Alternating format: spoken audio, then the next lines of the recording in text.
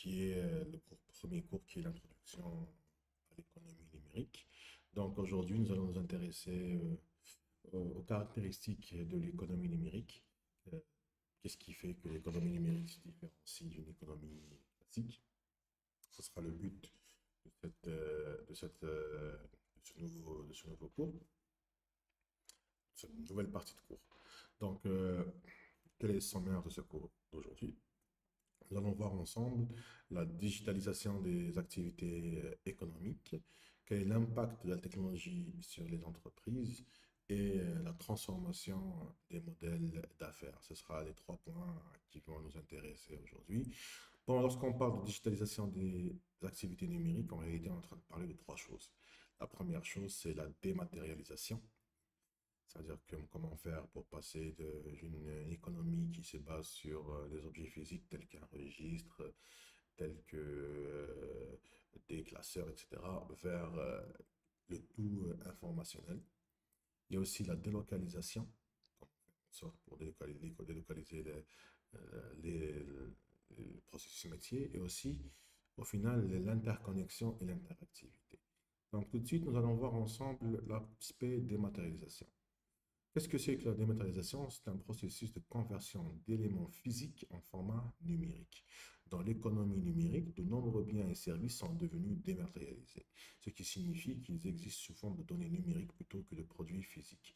On va prendre l'exemple connu des disques vinyles, les grands disques noirs qu'avaient vos parents pour écouter de la musique. Eh bien, ces disques vinyles sont devenus aujourd'hui des fichiers MP3 téléchargeables et écoutables, même en streaming. Les livres physiques, il fallait acheter à la librairie pour pouvoir lire, etc. Aujourd'hui, ont été remplacés par des livres électroniques, des e-books. Même si aujourd'hui, les gens qui sont les plus accros à la lecture préfèrent toujours le livre physique et le livre électronique peinent encore à convaincre les aficionados de la lecture classique. Donc, cette dématérialisation va permettre une distribution plus rapide et plus économique de l'objet culturel en question. Donc là, il s'agit surtout, si vous avez remarqué, d'objets culturels, les bandes dessinées, les mangas, les livres, la musique, les films, etc. Tout ça, au lieu d'acheter une cassette vidéo, on va directement le voir en streaming. Tout ça, c'est la consommation d'objets culturels en particulier, les jeux vidéo, etc. La délocalisation, c'est l'avènement de l'économie numérique. L'avènement de l'économie numérique a considérablement réduit la nécessité d'être physiquement présent à un endroit spécifique pour effectuer des tâches professionnelles. Ça, c'est surtout, on l'a vu beaucoup lors de l'épidémie du Covid. On a tous remarqué que le télétravail fonctionnait et fonctionnait plutôt bien dans la majorité des cas. Là, déjà, d'ailleurs, le cours que vous regardez aujourd'hui sur YouTube, sans ma présence physique, fait partie de la délocalisation du télétravail en quelque sorte. Les travailleurs peuvent désormais collaborer à distance grâce à des outils de communication en ligne. Pour notre cas, c'est YouTube, les emails si vous avez des questions, etc. Les applications de partage de fichiers, de logiciels de gestion de projet, etc. De plus, de nombreuses entreprises vont externaliser les tâches vers des régions à coût moins élevés, exploitant ainsi la globalisation de la main-d'œuvre. Oui, c'est un procédé qui est de plus en plus en vogue, notamment en Afrique du Nord, chez nos voisins marocains et tunisiens qui aujourd'hui font du offshoring. Ça veut dire qu'il y a des boîtes de développement qui s'ouvrent, qui sont ouvertes au Maroc et en Tunisie dans le travail et de développer des logiciels pour l'Occident. L'Occident, c'est intéressant pour lui parce qu'un développeur en Tunisie coûte 3 ou 4 fois moins cher qu'un développeur en France. Pour, je ne veux pas dire qualité de travail égale, mais très respectable. Pour une qualité de travail très respectable et acceptable. Là, c'est de la délocalisation du travail parce que le travail se fait purement en numérique. On voit aussi dans des sites qui proposent du freelancing, des gens qui traduisent des textes moyennant paiement. Quelqu'un qui en France peut se faire traduire quelque chose, un texte de l'arabe vers le français par quelqu'un qui se trouve en Arabie Saoudite, au Yémen ou en Algérie. L'interconnexion permet une délocalisation du travail. Il y a aussi l'aspect interconnexion et interactivité. Les entreprises vont exploiter de plus en plus la capacité de connecter des personnes, des appareils et des systèmes à travers Internet. Cela va favoriser l'interactivité, ce qui signifie que les entreprises peuvent engager les consommateurs, personnaliser les offres en fonction des préférences individuelles et collecter des données précieuses pour améliorer les produits et les services, etc. Voilà donc les trois points majeurs, c'est la dématérialisation, la délocalisation et l'interaction et interactivité. L'interconnexion et interactivité. Voilà. Quel est l'impact de la technologie sur l'entreprise? Déjà, on va voir l'impact de l'entreprise, l'impact de la technologie sur l'entreprise selon cinq critères. Donc, l'automatisation et l'efficacité. Euh, la big data, par exemple, parce que tout simplement, lorsqu'une technologie, lorsqu'il y a, voilà, il y a une entreprise qui n'a pas encore été numérisée, si elle est numérisée, la première chose qu'on va remarquer, c'est que les processus sont automatisés et ils sont plus efficaces parce qu'ils sont automatisés, standardisés, etc. Ces processus automatisés vont générer de la donnée. Et arrivé à un certain niveau, on appelle plus ça de la donnée, on appelle ça de la big data. C'est-à-dire qu'on a des téraoctets de données à analyser. Là, il y a un deuxième impact technologique, c'est comment analyser de manière avancée la big data que génère l'entreprise. Le troisième point qui permet l'impact technologique, c'est l'innovation et l'adaptation rapide. Parce que tout est numérique, c'est plus facile de modifier un logiciel, de modifier un appareil. Donc on innove plus rapidement et on change plus rapidement. Et aussi, puisqu'il y a une facilité à modifier le logiciel plutôt que le hardware, il y a aussi une grande facilité à personnaliser les expériences des clients. C'est-à-dire qu'un client te dit, ouais, moi je préfère que ce bouton soit bleu. C'est très facile à modifier sur une interface. Mais si un même client vous dit, oui, moi je préfère que cet objet soit bleu, là c'est plus compliqué. Il faut de la peinture, il faut un spécialiste, il ne faut pas que ça dégouline, etc. Là, la personnalisation et l'expérience client sont plus faciles à maîtriser dans le contexte d'une entreprise tournée vers le numérique. Et finalement, à cause de ce qu'il y a des quatre premiers points, ça va générer ce qu'on appelle le revers de la médaille, c'est la cybersécurité, puisque tout est logiciel, tout est donné. Il va falloir sécuriser cette donnée, il va falloir empêcher que cette donnée soit altérée ou volée ou détruite. Donc là, c'est le cinquième point de l'impact technologique, c'est un point négatif, c'est la nécessité d'assurer une cybersécurité à la donnée.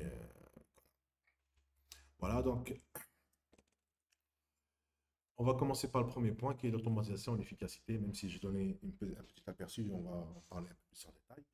Les entreprises adoptent de plus en plus l'automatisation pour améliorer l'efficacité de leurs opérations. Ces tâches répétitives et prévisibles sont automatisées à l'aide de robots, de logiciels d'automatisation et d'intelligence artificielle. Cela va permettre de réduire les erreurs. Ouais, tu réduis les erreurs, tu gagnes de l'argent.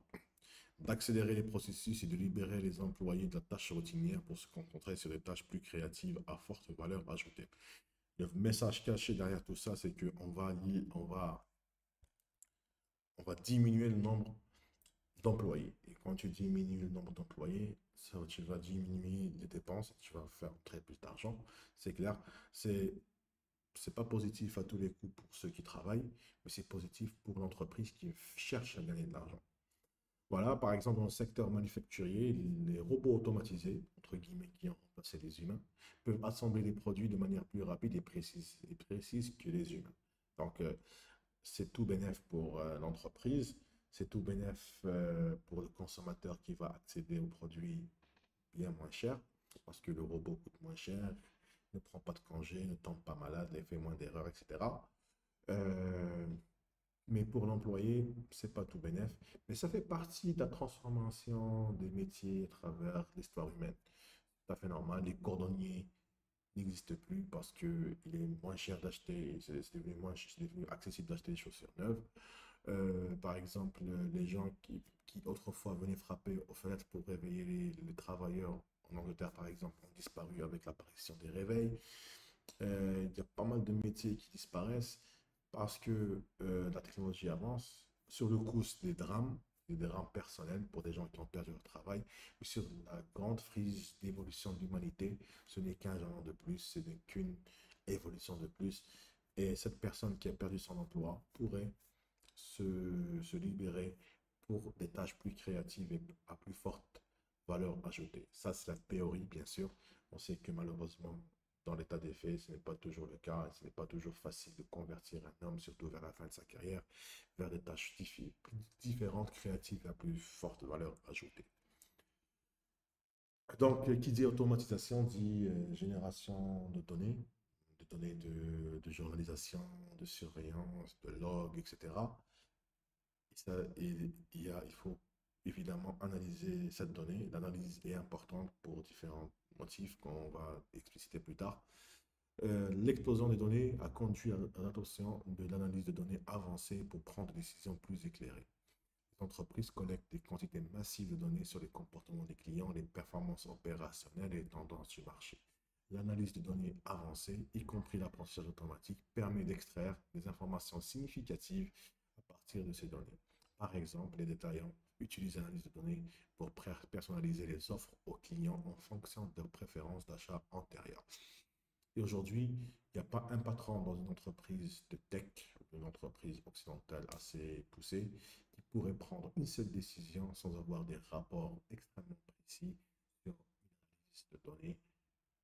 C'est-à-dire que il veut augmenter ou baisser le prix de quelque chose, il veut lancer la production de quelque chose, etc. Il lui faut absolument une analyse de données complète sur les risques. Est-ce que ça vaut la peine, ça ne vaut pas la peine, est-ce qu'on peut se permettre, on ne peut pas se permettre, est-ce qu'on peut le faire, on ne peut pas le faire, etc.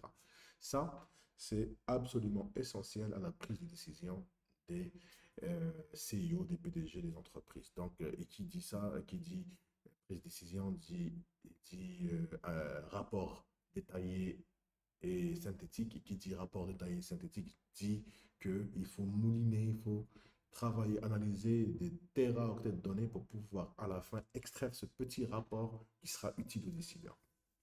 Donc, il y a tout un business de big data et d'analyse avancée qui s'appelle le business intelligence, qui va permettre d'extraire à partir de données plus ou moins grandes, plus ou moins structurées, plus ou moins complexes, une conclusion sous forme d'un rapport destiné à un décideur qui peut prendre une décision. Donc ça, c'est aussi vrai pour les PDG que pour les chefs d'État, que pour les ministres ou les ambassadeurs. Il faut le savoir. Il y a aussi, troisième point, l'innovation rapide, innovation et adaptation rapide. Les technologies numériques ont transformé la manière dont les entreprises innovent et développent de nouveaux produits et services. Les cycles de développement sont plus courts, ce qui permet une innovation rapide en réponse aux besoins changeants des clients et aux évolutions de marché. Les méthodes agiles et les approches de développement itératives sont de plus en plus courantes, permettant aux entreprises de tester et d'itérer rapidement sur de nouvelles idées. Par exemple, les entreprises de logiciels peuvent publier des mises à jour régulières de leurs produits pour répondre aux retours des utilisateurs et aux nouvelles exigences. Évidemment, tout cela n'est vrai que dans le contexte d'une entreprise qui bosse sur le software. Quelqu'un qui bosse sur le hardware ne peut absolument pas se permettre des processus itératifs, de retour de clients, etc. Quelqu'un qui fabrique un drone, une fusée ou un avion, même une voiture, ne peut pas se permettre de faire des itérations, d'attendre la réponse des clients, etc. Mais le logiciel, si. Le logiciel est malléable, facilement modifiable.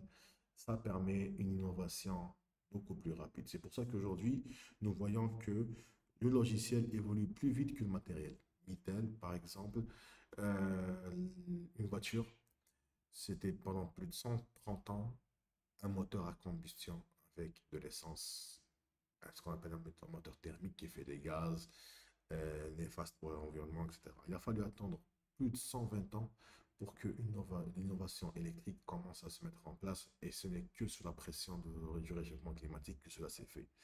C'est-à-dire que lorsqu'on a affaire à du hardware, le hardware évolue très très lentement. Les avions n'ont pratiquement plus évolué depuis les années 70. C'est même, si vous prenez les images d'avions des années 70 et des images d'avions de 2023, vous allez avoir quasiment les mêmes avions. C'est vrai, il y a des innovations au niveau des ailes, la consommation du moteur, etc. Mais dans la base de comment ça fonctionne, c'est exactement la même chose depuis 50 ans. Pourquoi? Parce que c'est extrêmement difficile de faire évoluer du hardware. Ce qui n'est pas le cas du software. Si vous voyez les systèmes d'exploitation, comment ils évoluent, si vous voyez comment évoluent les intelligences artificielles, comment évoluent jeux vidéo, comment évolue tout cela, vous voyez que ça évolue largement beaucoup plus vite que le hardware parce qu'il y a une malléabilité du numérique qu'on n'aura pas dans le hardware. Cette malléabilité du numérique permet ce qu'on appelle une personnalisation des UX. Je vous donne un exemple simple.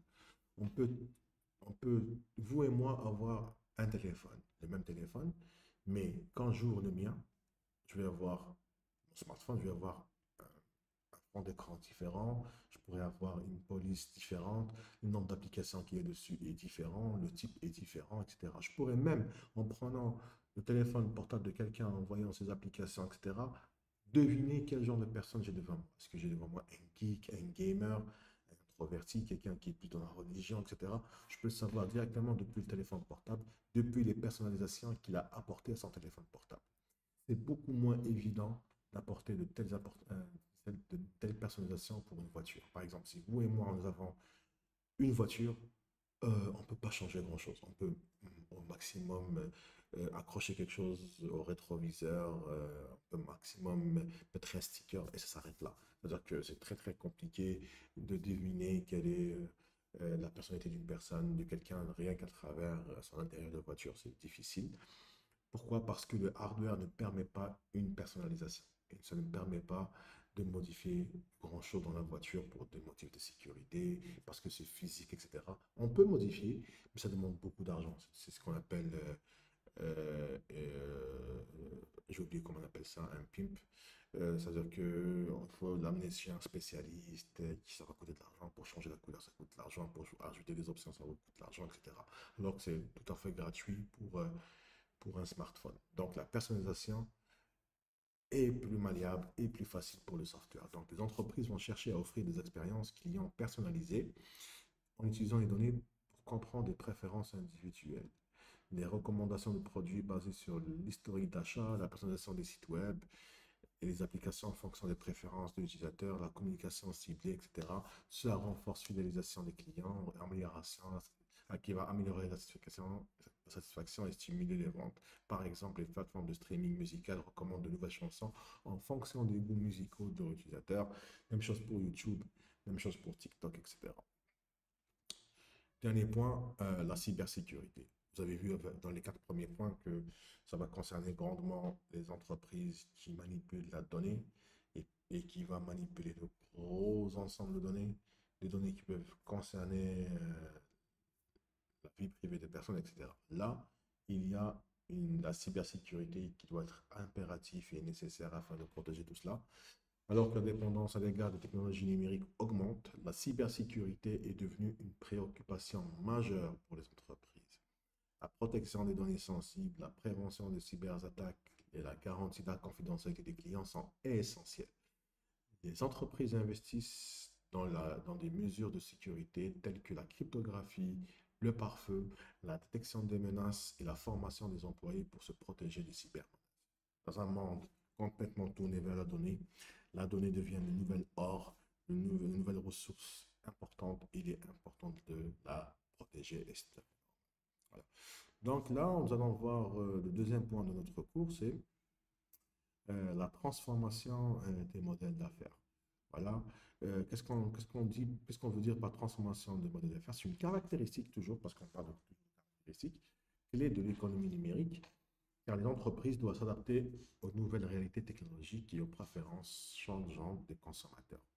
Voici les détails plus approfondis sur la transformation des modèles d'affaires dans l'économie numérique. Nous avons les modèles basés sur l'abonnement et les services. Nous avons l'économie de la plateforme, la monétisation de la donnée, l'innovation continue, l'économie de partage. C'est-à-dire que vous avez un modèle classique. Si vous voulez transformer vers un modèle d'économie numérique, vous allez sûrement tomber sur un de ces 5 points. Soit vous allez faire un service et vous allez gagner de l'argent à travers des abonnements. Soit vous allez faire une plateforme et vous allez gagner de l'argent par l'utilisation de cette plateforme. Soit vous allez monétiser la donnée et vous allez gagner de l'argent en faisant de l'extraction de données utiles, d'informations issues de cette donnée. Soit vous allez faire de l'innovation continue, soit vous allez faire de l'économie de partage. On va commencer par le modèle basé sur les abonnements et les services, sachant qu'il y a tout un cours qui va s'occuper des modèles économique dans l'économie numérique qui va revenir vers ça en détail. Donc là, je vais passer rapidement, sans donner trop de détails, pour le laisser pour le prochain cours. De nombreux modèles d'affaires traditionnels basés sur la vente de produits physiques ont évolué vers des modèles basés sur les abonnements et les services. Par exemple, Netflix louer des cassettes vidéo. Passant vers l'économie numérique, elle est devenue une entreprise qui va vendre un abonnement qui permet aux gens de regarder des vidéos. Donc ça, c'est un modèle basé sur les abonnements et les services les plus classiques. Au lieu de vendre des produits en une seule transaction, les entreprises proposent des abonnements. Tu payes tant par mois pour accéder à tel contenu, des services en continu et des options de paiement récurrents. Cela peut inclure des services de streaming vidéo comme Netflix, les logiciels en tant que SaaS comme Amazon, AWS, etc. Des abonnements de livraison, etc. Là, on prend le modèle le plus connu, c'est Netflix, que je vais expliquer il y a quelques minutes. Il y a aussi un deuxième modèle possible, c'est l'économie de plateforme. Les plateformes numériques vont jouer un rôle central dans l'économie numérique. Les entreprises créent des écosystèmes où des tiers, tels que des développeurs d'applications, des vendeurs d'autres entreprises, peuvent offrir des produits ou des services via ces plateformes. C'est-à-dire que moi, la plateforme, je vais la proposer à une entreprise qui pourra à l'intérieur mettre ses produits. Par exemple, le Watkins est devenu une plateforme. Quand vous rentrez sur Watkins, vous trouverez des entreprises, des vendeurs qui vont vendre leurs produits sur la plateforme. Pareil, on peut imaginer des plateformes de e-tourisme où ouais, un grand développeur propose une plateforme ou des agences proposent des voyages, des billets d'avion, etc. Cela a transformé la manière dont les entreprises interagissent avec les consommateurs et entre elles. Par exemple, Apple propose l'App Store comme une plateforme où les développeurs tiers peuvent vendre des applications pour les appareils Apple. Exemple. Il y a aussi le modèle de monétisation des données. Là, c'est à peu près ce que fait Facebook. Genre, OK, j'ai beaucoup de clients. Je sais ces clients que j'ai, quel est leur profil. Par exemple, je sais que cette personne est une femme de 25 ans qui aime telle chose. Cette personne, c'est un homme de 43 ans qui aime telle chose, etc. De manière à ce que lorsque quelqu'un, un annonceur, vient proposer une publicité, moi, je peux envoyer ta publicité vers les personnes à qui ça intéresse. Par exemple, quelqu'un veut proposer une publicité sur un déodorant pour femmes.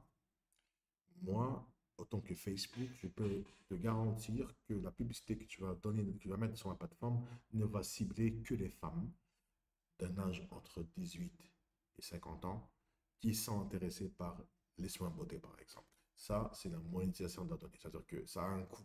Le fait que je puisse faire une publicité ciblée vers un segment client précis qui est intéressé par mon produit, ce n'est possible que par l'analyse de données que fait Facebook. Donc Facebook, qu'est-ce qu'ils vendent en réalité? Ils vendent la donnée, en quelque sorte. Certaines entreprises ont adopté des modèles d'affaires basés sur la monétisation des données. Ils collectent des données sur les utilisateurs pour les transactions, les analyses et les vendent à des tiers. Cela peut inclure les données démographiques, les données de localisation, des informations sur le comportement des utilisateurs, etc. Les entreprises technologiques telles que les réseaux sociaux et les moteurs de recherche ont adopté cette approche en fournissant des services gratuits aux utilisateurs tout en monétisant les données collectées. C'est vrai, puisque Facebook est gratuit, ça veut dire que tu es le produit. Quelle est la valeur ajoutée? C'est le comportement que tu as qui va être revendu plus tard pour que tu sois une cible pour un lanceur, pour un produit que toi, tu aimes particulièrement.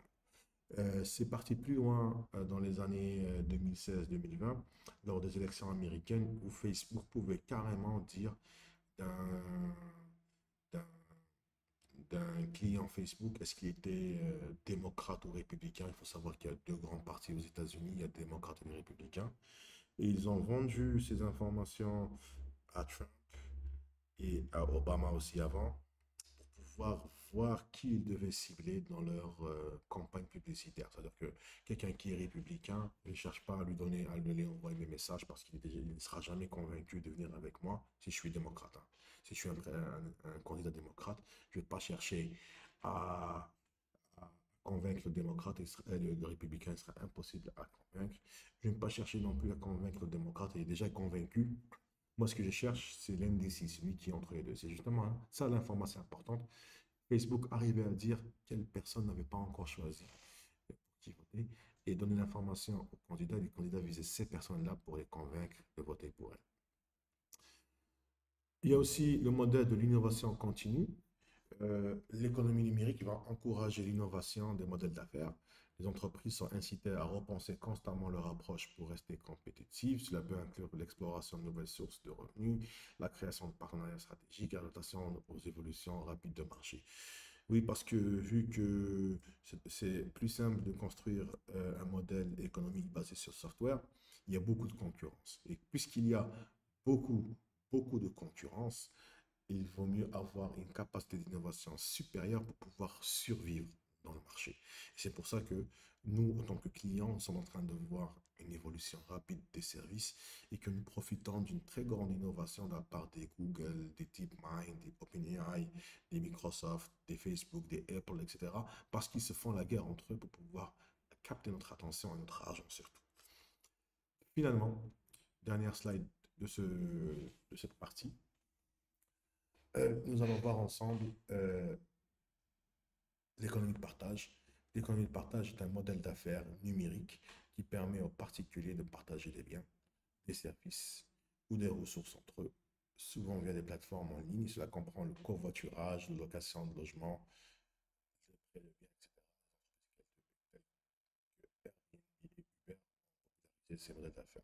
Donc là, je dirais, Yessil est clairement dans une économie de partage. Je vais juste vous refaire un peu euh, les slides pour que vous compreniez. Il y a le modèle basé sur les abonnements et les services, là, fixe. Il y a l'économie de la plateforme, là, on peut parler de l'App Store de Apple. Il y a la monétisation de la donnée, là, on peut parler de Google, plutôt de Facebook, de Twitter, de LinkedIn. Là, il y a l'innovation continue, c'est quasiment toutes les boîtes américaines qui se font la guerre entre elles. Et là, il y a l'économie de partage, c'est un peu Yassir, Uber, Airbnb, etc. Je vous remercie de m'avoir suivi pour cette deuxième partie et je vous donne rendez-vous pour la partie 3 qui arrivera incessamment sous peu. Merci et